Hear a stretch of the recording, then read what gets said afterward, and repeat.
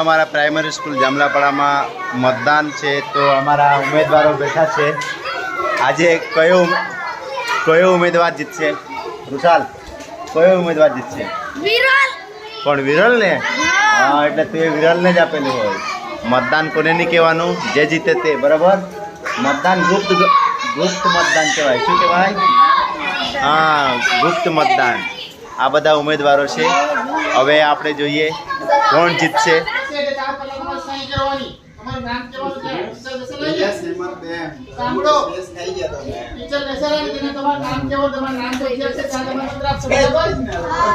તમારે મત કુટીર લખેલું છે, મત કુટીર. બરાબર? એ મત કુટીરમાં જવાનું છે અને આ 16 ઉમેદવાર છે ને, એમાંથી જે યોગ્ય ઉમેદવાર લાગે ને એના નામની આગળ નિશાની છે, એના બાદ તમારે લાલ બોલપેનની ખરાની નિશાની કરવાની છે. બરાબર? ફક્ત 2 ઉમેદવારમાં થઈ ગયું. પછી ત્યાં અંદર જ ઘડી કરી દેવાનું છે મત કુટીરમાં આ રીતે. પછી બહાર આવવાનું છે અને વચ્ચે મત પેટી લખેલું છે, અને એમાં મત પેટીમાં તમારા મતપત્ર નાખી દેવાના છે અને પછી બહાર શાંતિથી આવી જવાનું છે. ખ્યાલ આવ્યો?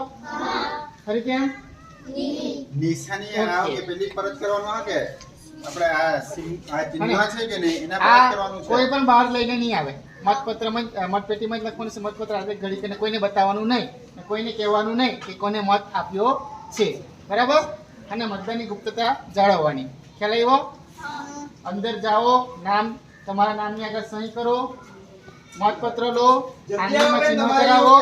ત્યારબાદ તમારે મતપત્ર લઈને મતકુટીરમાં જવાનું છે.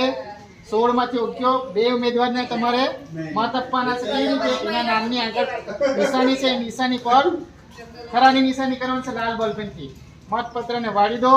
ત્યારબાદ મતકુટીમાંથી બહાર આવો અને મતપેટીમાં તમારા મતપત્ર નાખી દો અને પછી શાંતિથી બહાર આવવાનું છે. એટલે તમારું મતદાન થઈ ગયું. બરાબર? સમજાયું?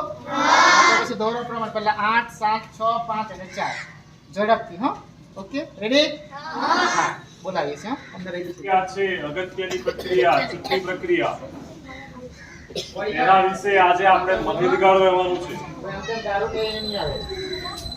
કઈ પ્રક્રિયા કેવી રીતે થાય છે, અંદર બરાબર નિહાળવાનું છે અને એ મુજબ આપણે યોગ્ય ઉમેદવાર લાગે છે તે મુજબ આપણે એ લોકોને પસંદ કરવાના છે. આપણે વોટ આપવાનો છે, મત આપવાનો છે. તમારો એક મત અગત્યનો છે જે તે ઉમેદવાર માટે. એટલે ખૂબ વિચારીને જે તે ઉમેદવારને મત આપજો. આ એક લોકશાહીનો એક પર્વ છે. બરાબર? તો ચાલો આજે આપણે લોકશાહી પર્વના અંશ રૂપે આપણી શાળામાં બાલ સંસદની ચૂંટણીની પ્રક્રિયા શરૂ કરીએ. બરાબર? આ જે નિશાની છે આના પર, નામ પર નહીં. શેના પર? હા, નિશાની બધાની છે જ અહીંયા. નાનો તેટલો છે કે આ નાનલામાં હમણાં એટલી નિશાની કરવાની, બહુ મોટી નહીં કરતા.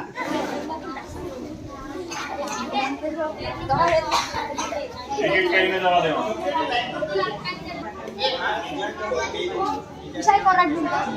બે છોકરીઓ અને 2 છોકરાઓ ત્યાં બેસવાનું છે. ભાઈ ટેબલ લઈ આવો. પેલા વોટ અપાવી દો, વોટ આપી દે પછી પછી ટેબલ લે. સ્ટૂલ કેટલા? જરા કોમ્બો.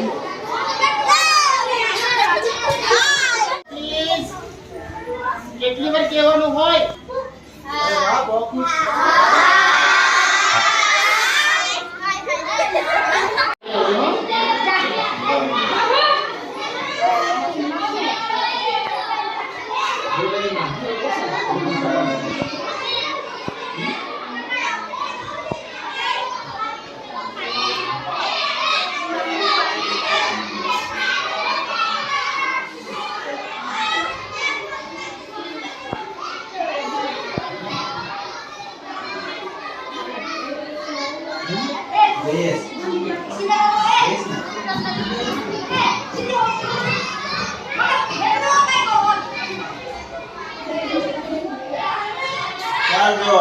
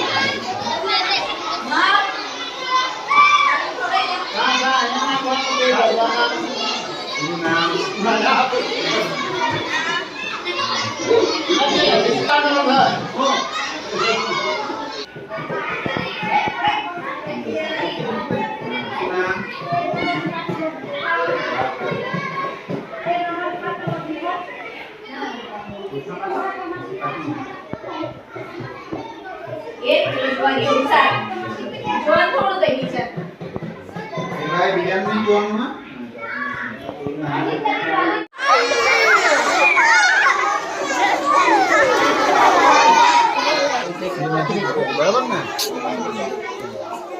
ચાલો હવે બેસી જાઓ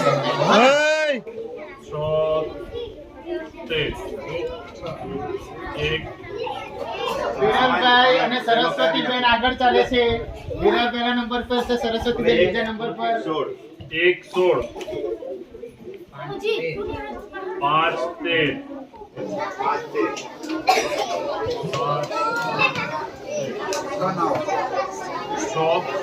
બીજા નંબર પર, પહેલો નંબર નહીં, બીજા નંબર પર શ્રેયસ.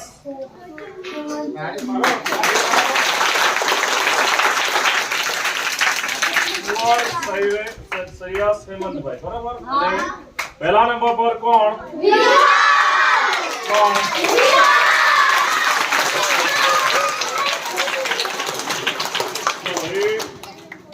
બીજા નંબર પર છે. ચાલો બીજા બધાનું પણ રિઝલ્ટ આપણે કહી દઈએ, બરાબર, એટલે તમને ખ્યાલ રહે.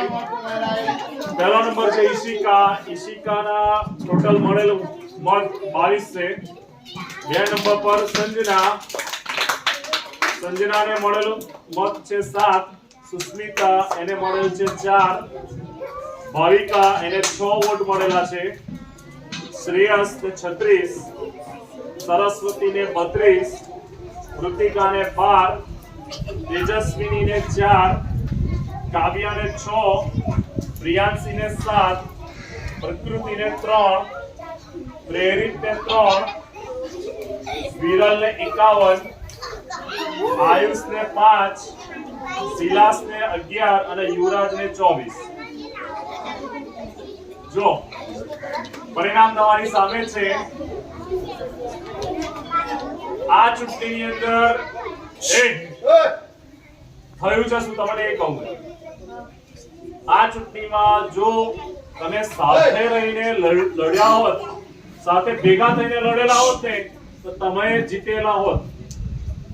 બરાબર, તમે ડિવાઈડ થઈ ગયા એટલે તમારા વોટ પણ શું થઈ ગયા? ડિવાઈડ થઈ ગયા.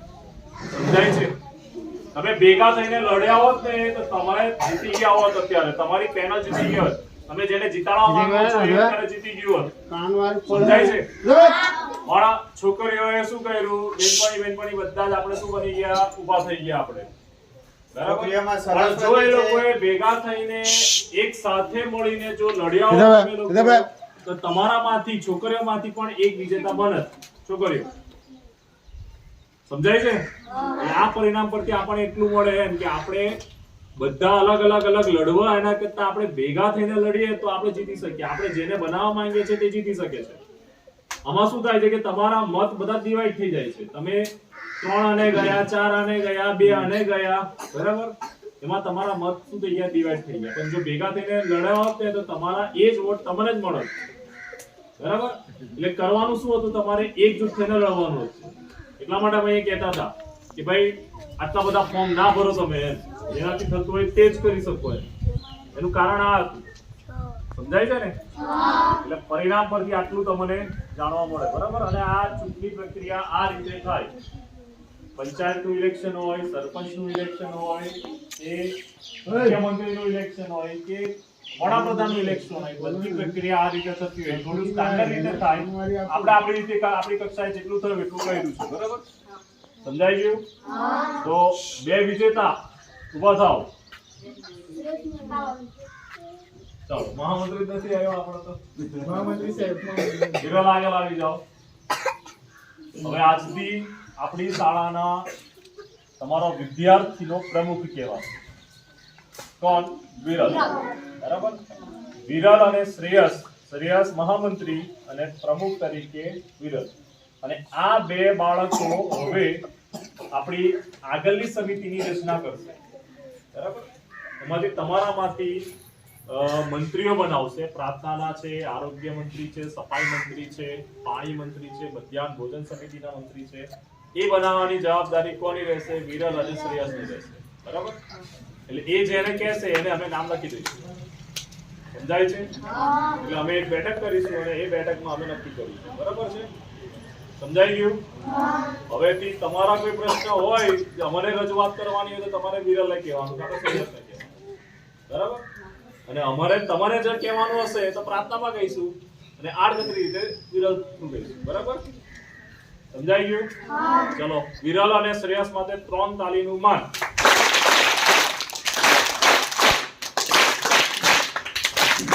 ચાલ વિરલ, તારે કઈક પ્રતિભાવ આપવો હોય તો વિજેતા બન્યો છે, તને શું અનુભવ થાય છે એ તારે કહેવાનો છે. બરાબર? આટલા ભારે મત આપીને એ બધો તમારો ખૂબ ખૂબ આભાર. તમારા બધા કામ કરીશ. બરાબર? તમે લોકોએ મને જીતાડ્યું છે એટલે તમારો આભાર. Thank you.